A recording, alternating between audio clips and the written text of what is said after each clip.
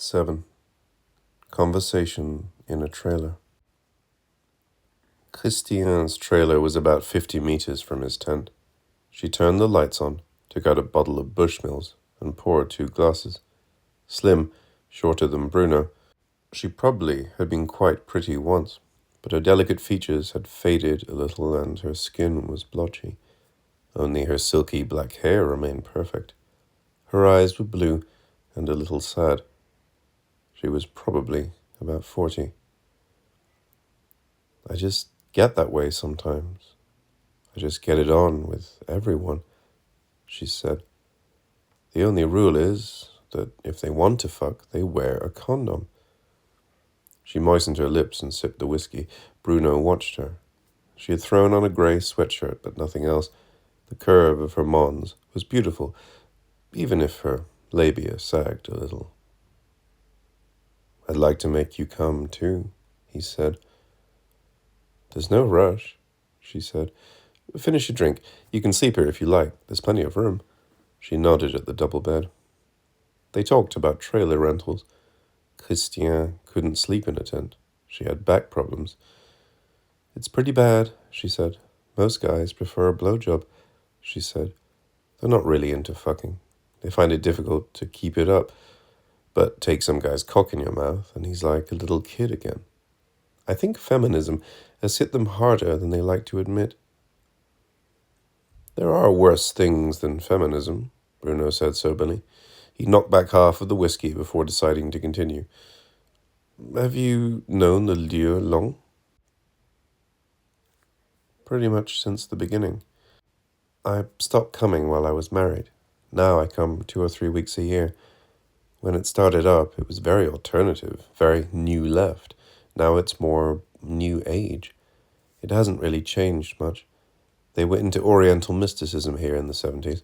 Now it's more about jacuzzis and massage. It's a nice place, but it's a bit sad. There's a lot less violence here than in the outside world. The whole spiritual thing makes the pickup lines seem less brutal. A lot of women suffer here, though. Men who grow old alone have it easier than older women. They drink cheap booze and fall asleep. Their breath stinks. Then they wake up and start all over again. They tend to die young. Women take tranquilizers, go to yoga classes, see a shrink. They live a lot longer and suffer a lot more. They try to trade on their looks, even when they know their bodies are sad and ugly. They get hurt, but they do it anyway because they can't give up the need to be loved. That's one delusion they'll keep to the bitter end. Once she's past a certain age, a woman might get to rub up against some cocks, but she has no chance of being loved. That's men for you. Christianne, Bruno said gently. I think you're being a bit harsh. I mean, I'm here now, and I want to give you pleasure. I believe you. I have a feeling you're a nice man. Selfish, but nice. She took off her sweatshirt and lay across the bed. She placed a pillow under her buttocks and spread her legs. Bruno started by licking around her cunt for a while before tonguing her clitoris in short, quick strokes. Christianne exhaled with a deep moan. Put your finger in, she said.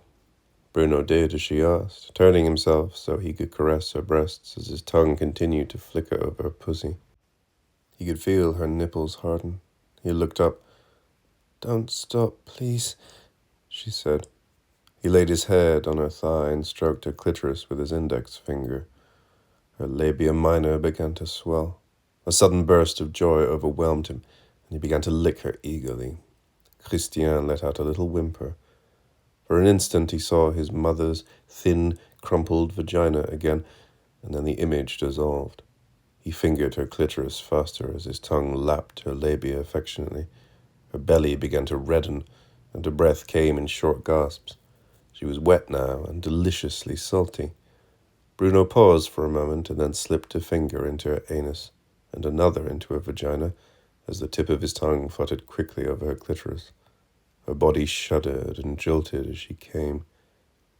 He stayed there, face pressed against her moist vulva, then reached his hand toward her and felt her fingers intertwine with his. Thanks, she said. Then she got up, put on her sweatshirt and filled her glasses again. It was really good. In the jacuzzi, just now, Bruno said. We didn't say a word, and when I felt your lips on my cock, I still hadn't really seen your face. There was something pure about it. No seduction. It all depends on Krauss's corpuscles, Christianne said, smiling. Sorry, I'm a biology professor. She took a gulp of Bushmills. The shaft of the clitoris and the glands and ridge of the penis are covered in Krauss's corpuscles, rich in nerve endings. When touched, they cause a powerful flow of endorphins in the brain. The penis and the clitoris have about the same number of Krauss's corpuscles. Sexual equality goes that far, but there's more to it than that, as you know. I was very much in love with my husband. When I stroked his penis or licked it, I worshipped it. I loved to feel him inside me. I was proud that I could make him hard. I kept a photograph of his erect cock in my wallet. It was like a sacred image to me. My greatest joy was to give him pleasure. Then he left me for someone younger. Just now I could tell you didn't really like my pussy. It already looks a bit like an old woman's cunt. Increased collagen bonding and the breakdown of elastin during mitosis in older people means that human tissue gradually loses its suppleness and firmness. When I was 20, I had a beautiful pussy. Now I know the lips are sagging a little. Bruno drained his glass. He couldn't think of anything to say to her. Shortly afterward, they lay down. He put his arm around Christianne's waist, and they fell asleep. 8. Bruno was the first awake. High up in the trees, a bird sang. The covers had slipped off Christianne during the night. Her buttocks were still beautiful, round, and very inviting. He remembered a line from The Little Mermaid. He had it at home, on a scratch 45, with the Frère Jacques singing La Chanson des Matelots. She had endured many trials, given up her voice, her home, her beautiful mermaid's tale, all in the hope that she might become a woman and win the love of a prince. In the dead of night, a storm cast her onto a beach, and here she drank the magic elixir. A pain ripped through her, so terrible that she felt as though she had been cut in two. She slipped into unconsciousness. At this point, a sequence of chord changes seemed to open up a different world. A woman's voice, the storyteller, said the words which had so marked Bruno as a child. When she awoke, the sun was shining, and the prince stood before her. Then he thought about the conversation he'd had with Christianne the night before. He thought he might grow to love her sagging but soft labia. He had a hard-on, as he did every morning, as did almost every man. In the half-light of dawn, Christianne's face seemed very pale, surrounded by the thick, disheveled mass of her black hair. Her eyes opened slightly as he entered her. She seemed a little surprised, but she parted her legs. He began to move inside her, though he could feel himself soften as he did. He felt a terrible sadness, mixed with worry and shame. Do you want me to use a condom? He asked. Yeah, please, she said. They're in that bag of toiletries over there. He tore open the packet. They were Durex Technica. Of course, by the time he got the rubber on, he had completely lost his hard-on. I'm sorry. I'm really sorry, he said. Don't worry about it, she said gently. Come back to bed. Clearly AIDS had been a blessing for men of his generation. Sometimes by the time the condom was out of the packet, they were completely flaccid. I never really got used to them. This little ritual over, and their manhood safe, in principle, they could go back to bed, snuggle up against their woman, and fall asleep in peace. After breakfast, they walked down past the pyramid. The pond was deserted. They lay down in the sunny meadow. Christianne slipped off his shorts and began to masturbate him. She fondled him gently, delicately. Later, when at her instigation they joined the wife-swapping set, Bruno came to realize that this was a rare quality. Most of the women in the group jerked men off crudely. They had no technique. They gripped the cock too tightly and shook it too frantically, probably trying to imitate something they'd seen in a porn film. It might have been spectacular on screen, but on the receiving end it was mediocre and sometimes painful. Christianne, on the other hand, was subtle, wet her fingers regularly, flickered over the most sensitive areas. A woman wearing an Indian tunic passed them and sat at the edge of the water. Bruno inhaled deeply and held back, not wanting to come yet. Christianne smiled at him. The sun was beginning to get warm. He realized that his second week at the Lieu would be very gentle. Perhaps they would even see each other afterward. They might grow old together. From time to time, she would offer him a little physical pleasure, and together they could live out their declining libidos. They would go on like that for some years, and then it would be over. They would be old, and the comedy of sexual manners finished for good. While Christian was taking a shower, Bruno studied the beauty care product, daily protection for young-looking skin, now in microcapsules. He had bought at Leclerc the day before. The packaging made much of the new concept of microcapsules, but the directions, which were more comprehensive, outlined three principal effects: protection against the sun's harmful rays, all-day moisturizing action, and the elimination of free radicals.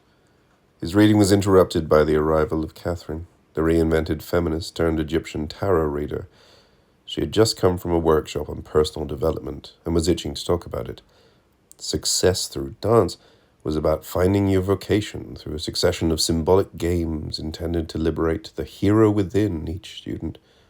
By the end of the first day, it was apparent that Catherine's personality had aspects of the witch, but also of the lioness, which usually pointed to a career in sales management.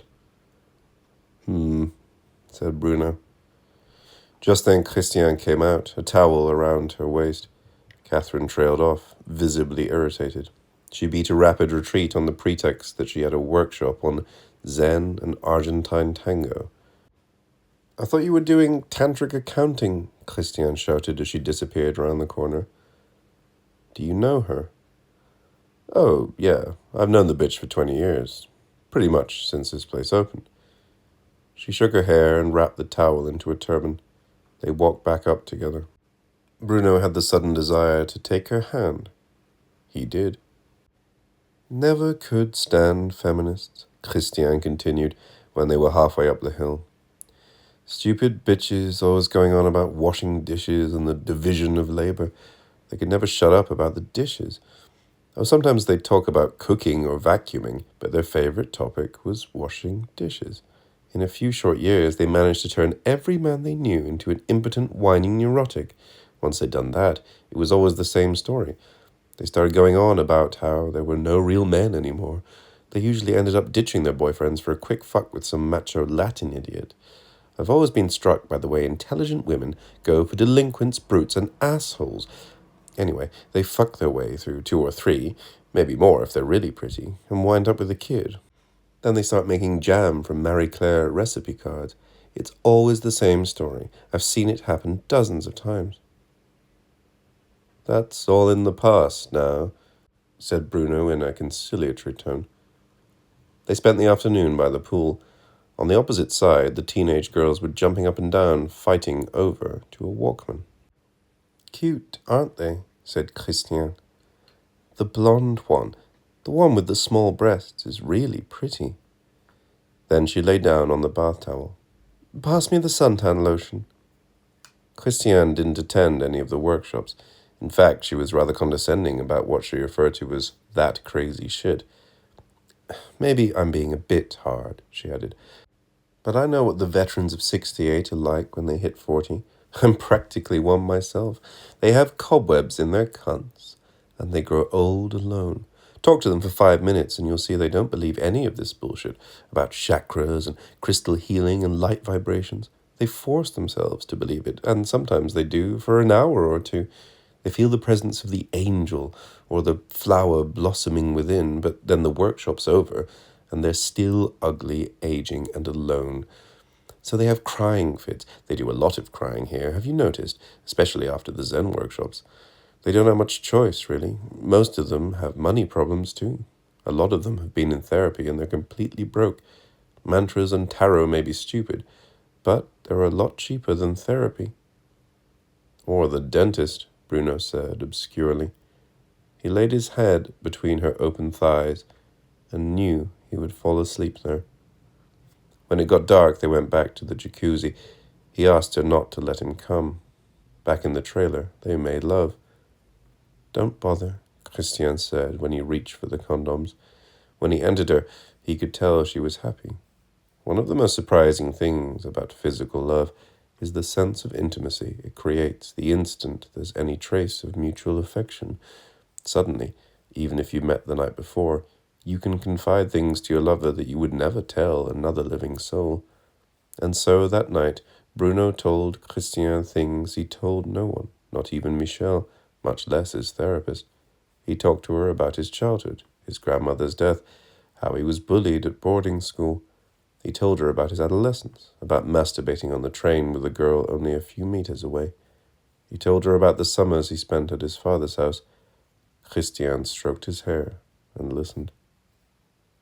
They spent the week together, and the evening before Bruno left, they had dinner at a seafood restaurant in Saint-Georges-de-Didon.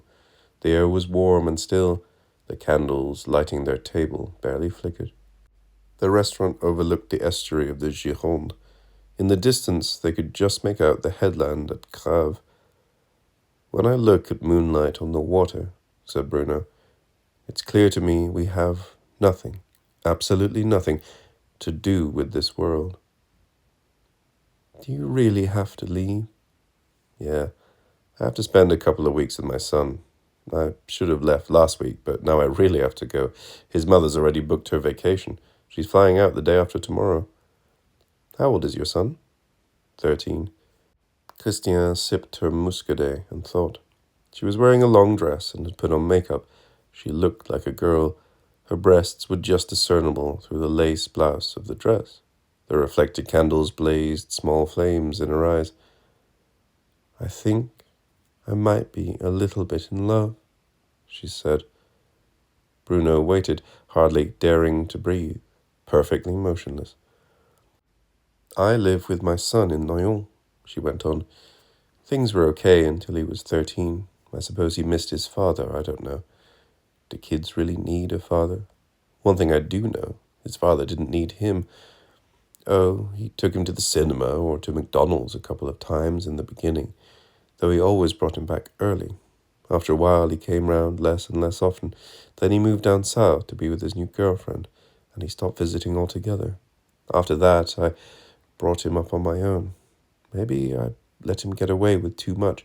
About 2 years ago, he started going out a lot, hanging around with a bad crowd. Noyon can be pretty violent, and you'd be surprised. There are a lot of blacks and Arabs. The National Front got 40% of the vote in the last election. I live in a condominium in the suburbs. I've had my mailbox broken into. I can't leave anything in the basement. I often get scared. Sometimes I hear gunshots. When I get back from school, I basically barricade myself in the apartment and I never go out at night. Sometimes I go on the Minitel and check out the sex sites. That's about it. My son gets in late. Sometimes he doesn't come home at all. I don't dare say anything. I'm terrified he'll hit me." "Are you far from Paris?" She smiled. "No, Noyon is out in the Oise. It's not even 80 kilometers. She stopped and smiled again, her face for a moment filled with gentleness and hope. "I used to love life," she went on. "I loved life. I was sensitive, affectionate, and I always loved making love. Then something went wrong. I'm not really sure what, but something went wrong with my life." Bruno had already folded up his tent and packed his things into the car. He spent the last night in her trailer. In the morning, he tried to make love to Christianne, but he couldn't. He was too nervous, too agitated. "Come all over me," she said. She smeared his cum over her face and breasts. "Stop by and see me," she said as he was going out the door. He promised he would. It was Saturday, the 1st of August. 9. Unusually, Bruno drove back along country roads. He stopped just before Parthenay. He knew he needed to think, but what exactly did he need to think about? He was parked on a peaceful, boring stretch of countryside by a canal where the water was so still it looked motionless. Water plants sprouted or rotted. It was difficult to say which. The silence was broken by a faint trilling sound. Insects, probably. As he stretched out on the grassy bank, he noticed a gentle current. The canal was flowing slowly to the south. He could not see a single frog. Just before he started university, in October 1975, Bruno moved into the studio his father had bought for him. He felt a whole new life was beginning for him. He was quickly disappointed. There were girls, of course, in fact rather a lot of girls enrolled in liberal arts at Saint-Cyr, but they all seemed to be taken, or if they weren't prepared to be taken by him. In an attempt to make friends, he went to every lecture, every tutorial, and quickly became a good student. He watched the girls in the cafeteria, listened to them chatting about going out, meeting friends, inviting each other to parties. He started to eat. His diet quickly settled into a nutritious trip down the Boulevard Saint-Michel. He would start with a hot dog from the stand on the corner of the Rue Gay-Lussac. Farther down, he would have a slice of pizza or a kebab. At McDonald's on the Boulevard Saint-Germain, he'd devour several cheeseburgers washed down with Coke and a banana milkshake before staggering down the Rue de la Harpe to finish off with some Tunisian pastries.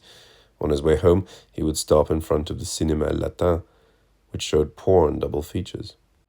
Sometimes he would stand for half an hour pretending to look at the bus timetable, in the always vain hope of seeing a woman or a couple go inside.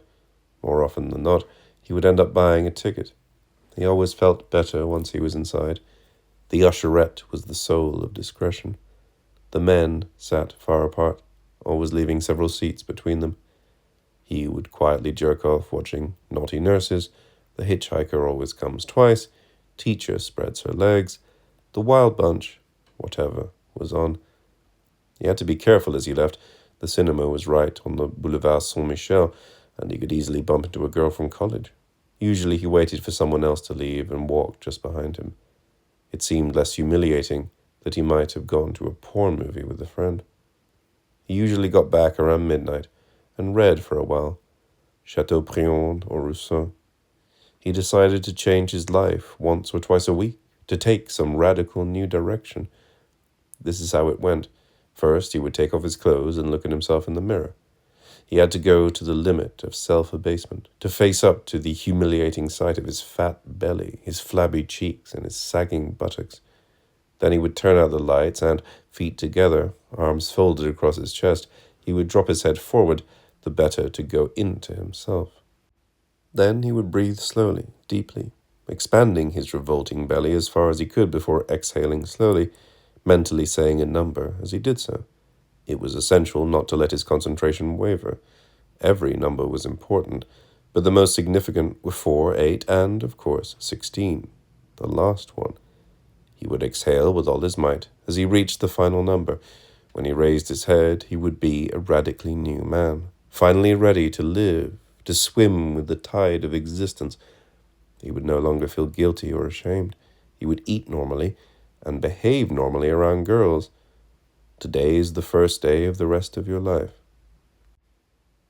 This little ritual had no effect whatever on his self-esteem, but could occasionally control his overeating. Sometimes he would manage to get through 2 days before backsliding. He put the failure down to lack of concentration, though soon afterward he would begin to believe again. He was still young.